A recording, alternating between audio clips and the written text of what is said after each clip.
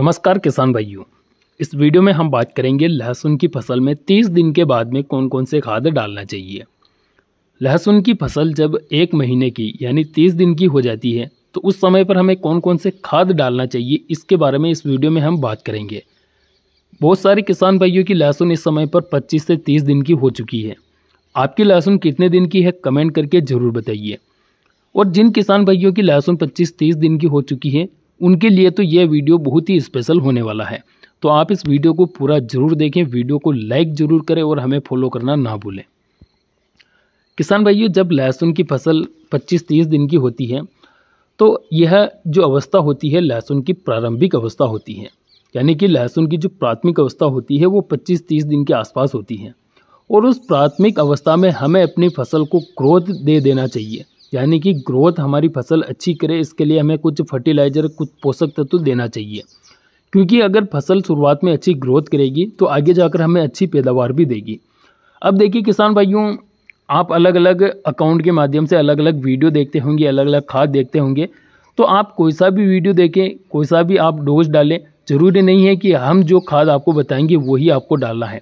कोई अगर दूसरा अकाउंट वाले आपको अन्य खाद बताते हैं तो आप वो खाद भी डाल सकते हैं।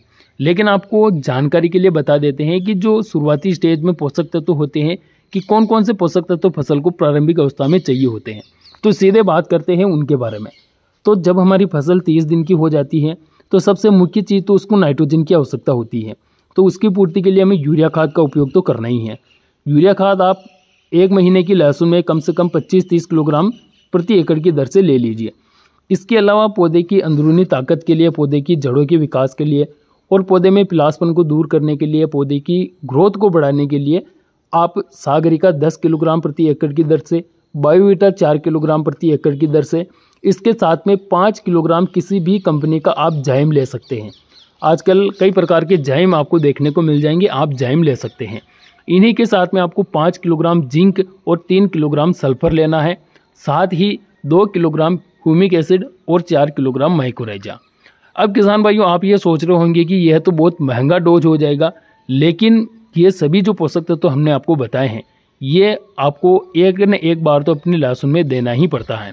अगर आप ये पोषक तत्व तो अपनी लहसुन में नहीं देते हैं तो आपकी लहसुन की ग्रोथ नहीं बढ़ेगी। तो एक बार थोड़ा सा खर्चा करके ये डोज अपनी लहसुन में डाल दीजिए।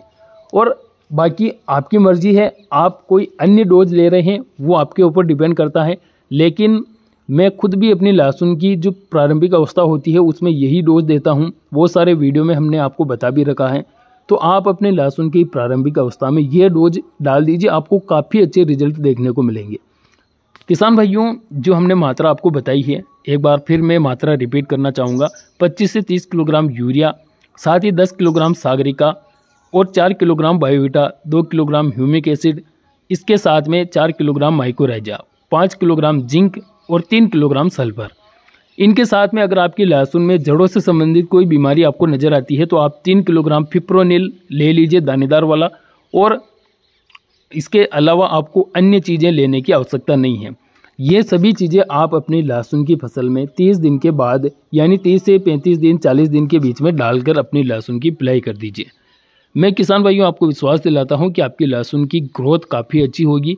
पिलासपन नामक कोई आपको पत्तियां देखने को नहीं मिलेगी, पौधा पूरा हरा भरा हो जाएगा, पौधे की जड़ों का भी अच्छा विकास देखने को मिलेगा। और अगर आप रिजल्ट देखना चाहते हैं तो अपने खेत में 1 या 2 क्यारियां छोड़ देना, उनमें ये खाद मत डालना, आपको 7-8 दिन में रिजल्ट खुद ब खुद दिखाई दे जाएगा। तो किसान भाइयों, वीडियो में दी गई जानकारी आपको कैसी लगी कमेंट करके ज़रूर बताइए। वीडियो अच्छा लगा तो लाइक करें, फॉलो ज़रूर करें। धन्यवाद।